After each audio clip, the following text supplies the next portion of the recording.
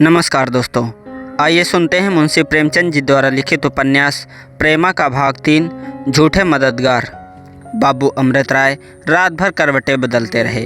ज्यों-ज्यों उन्होंने अपने नए इरादों और नई उमंगों पर विचार किया, त्यों-त्यों उनका दिल और भी दृढ़ होता गया और भोर होते होते देशभक्ति का जोश उनके दिल में लहरें मारने लगा। पहले कुछ देर तक प्रेमा से नाता टूट जाने की चिंता इस लहर पर बांध का काम करती रही, मगर अंत में लहरें ऐसी उठी कि वह बांध टूट गया। सुबह होते ही मुंह हाथ धो, कपड़े पहन और बाइसिकल पर सवार होकर अपने दोस्तों की तरफ चले। पहले पहल mister Gulzari Lal BA LLB के यहाँ पहुँचे। यह वकील साहब बड़े उपकारी मनुष्य थे और सामाजिक सुधार का बड़ा पक्ष रखते थे। उन्होंने जब अमृत राय के इरादे और उनके पूरे होने की कल्पनाएं सुनी तो बहुत खुश हुए और बोले, आप मेरी ओर से निश्चिंत रहिए और मुझे अपना सच्चा हितैषी समझिए। मुझे बहुत हर्ष हुआ कि हमारे शहर में आप जैसे योग्य पुरुष ने इस भारी बोझ को अपने सर लिया। आप जो काम चाहें मुझे सौंप दीजिए, मैं उसको अवश्य पूरा करूंगा और उसमें अपनी बड़ाई समझूंगा। अमृत राय वकील साहब की बातों पर लट्टू हो गए। उन्होंने सच्चे दिल से उनको धन्यवाद दिया और कहा कि मैं इस शहर में एक सामाजिक सुधार की सभा स्थापित करना चाहता हूं। वकील साहब इस बात पर उछल पड़े और कहा कि आप मुझे उस सभा का सदस्य और हित चिंतक समझें, मैं उसकी मदद दिलोजान से करूंगा। अमृत राय इस अच्छे शगुन के होते हुए दाननाथ के घर पहुँचे। दाननाथ उनको देखते ही बड़े आदर से उठ खड़े हुए और पूछा, क्यों भाई, क्या इरादे हैं? अमृत राय ने बहुत गंभीरता से जवाब दिया, मैं अपने इरादे पहले प्रकट कर चुका हूँ और आप जानते हैं कि मैं जो कुछ कहता हूँ वह कर दिखाता हूँ। बस आपके पास केवल इतना पूछने के लिए आया हूँ कि आप इस शुभ कार्य में मेरी कुछ मदद करेंगे या नहीं। दाननाथ सामाजिक सुधार को पसंद तो करता था, मगर उसके लिए हानि या बदनामी लेना नहीं चाहता था। फिर इस वक्त तो वह लाला बद्री प्रसाद का कृपापात्र भी बनना चाहता था। इसलिए उसने जवाब दिया, अमृत राय, तुम जानते हो कि मैं हर काम में तुम्हारा साथ देने को तैयार हूँ। रुपया, पैसा, समय सभी से सहायता करूँगा, मगर छिपे छिपे। अभी मैं इस सभा में खुल्लम खुल्ला सम्मिलित होकर नुकसान उठाना उचित नहीं समझता, विशेष इस कारण से कि मेरे सम्मिलित होने से सभा को कोई बल नहीं पहुँचेगा। बाबू अमृत राय ने अधिक वादानुवाद करना अनुचित समझा। इसमें संदेह नहीं कि उनको दाननाथ से बहुत आशा थी, मगर इस समय वह यहाँ बहुत ना ठहरे। जब अमृत राय ने उनसे सभा संबंध की बातें की तो वह बहुत खुश हुए। उन्होंने अमृत राय को गले लगा लिया और बोले, मिस्टर अमृत राय, तुमने मुझे सस्ते छोड़ दिया। मैं खुद कई दिन से इन्हीं बातों के सोच विचार में डूबा हुआ हूँ। आपने मेरे सर से बोझ उतार लिया।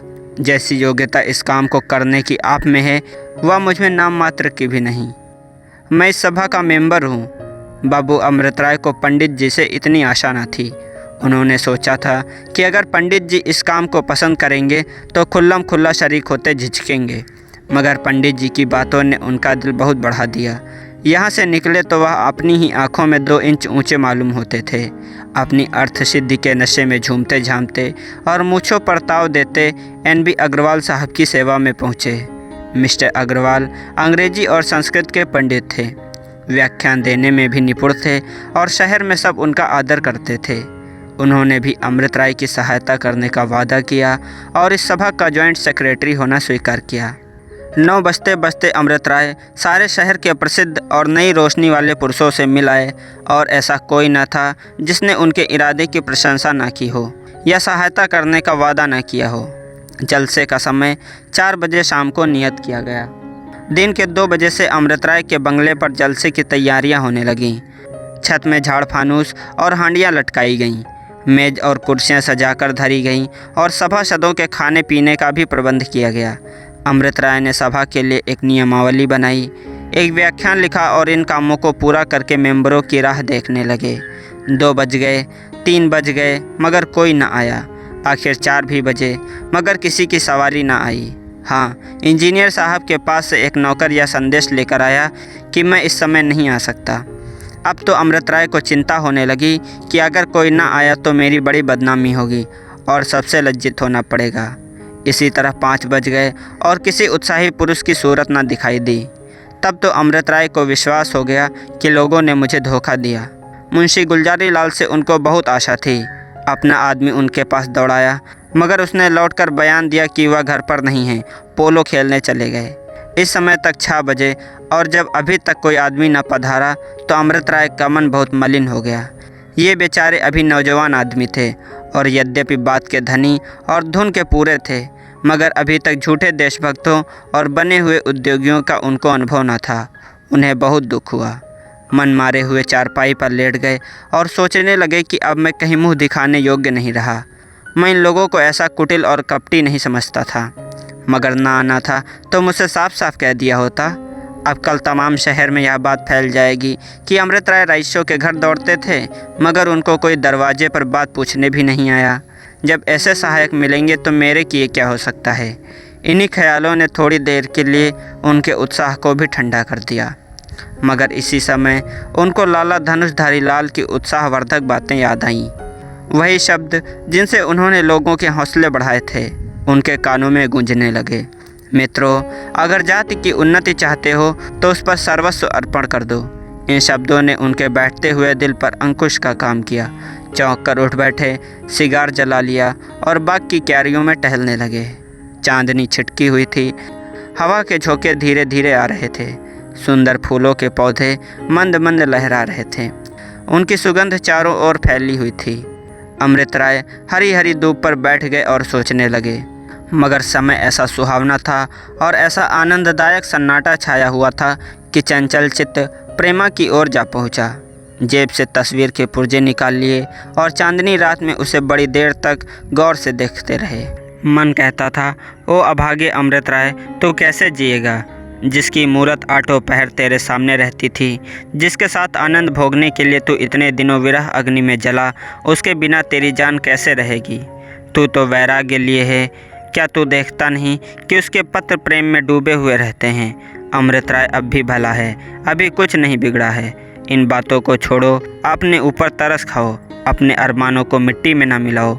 संसार में तुम्हारे जैसे बहुत से उत्साही पुरुष पड़े हुए हैं, तुम्हारा होना न होना दोनों बराबर है। लाला बद्री प्रसाद मुँह खोले बैठे हैं, शादी कर लो और प्रेमा के साथ प्रेम करो। बेचैन होकर, मैं भी कैसा पागल हूँ, भला इस तस्वीर ने मेरा क्या बिगाड़ा था जो मैंने इसे फाड़ डाला। हे ईश्वर, प्रेमा अभी यह बात ना जानती हो। अभी इसी उधेड़बुन में पड़े हुए थे कि नौकर ने हाथों में एक खत ला कर दिया। घबरा कर पूछा, किसका खत है? नौकर ने जवाब दिया, लाला बद्री प्रसाद का आदमी लाया है। अमृत राय ने कांपते हुए हाथों से पत्री ली और पढ़ने लगे। उसमें लिखा था, बाबू अमृत राय, आशीर्वाद। हमने सुना है कि आप सनातन धर्म को त्याग करके ईसाइयों की मंडली में जा मिले हैं, जिसको लोग भूल से सामाजिक सुधार सभा कहते हैं। इसलिए अब हम अतिशोक के साथ कहते हैं कि हम आपसे कोई नाता नहीं कर सकते। आपका शुभचिंतक बद्री प्रसाद। इस चिट्ठी को अमृत राय ने कई बार पढ़ा और उनके दिल में अलग खींचातानी होने लगी। आत्मस्वार्थ कहता था कि इस सुंदरी को अवश्य ब्याहो और जीवन के सुख उठाओ। देशभक्ति कहती थी, जो इरादा किया है उस पर अड़े रहो। अपना स्वार्थ तो सभी चाहते हैं, तुम दूसरों का स्वार्थ करो। इस अनित्य जीवन को व्यतीत करने का इससे अच्छा कोई ढंग नहीं है। कोई 15 मिनट तक यह लड़ाई होती रही। इसका निर्णय केवल 2 अक्षर लिखने पर था। देशभक्त ने आत्मस्वार्थ को परास्त कर दिया था। आखिर वहाँ से उठकर कमरे में गए और कई पत्र कागज खबर करने के बाद यह पत्र लिखा, महाशय प्रणाम, कृपा पत्र आया। पढ़कर बहुत दुख हुआ। आपने मेरी बहुत दिनों की बंधी हुई आशा तोड़ दी। खैर, जैसा आप उचित समझे वैसा करें। मैंने जब से होश संभाला तब से मैं बराबर सामाजिक सुधार का पक्षधर रहा हूँ। मुझे विश्वास है कि हमारे देश की उन्नति का इसके सिवाय और कोई उपाय नहीं है। आप जिसको सनातन धर्म समझे हुए बैठे हैं वह अविद्या और असभ्यता का प्रत्यक्ष स्वरूप है। आपका कृपाकांक्षी अमृत राय।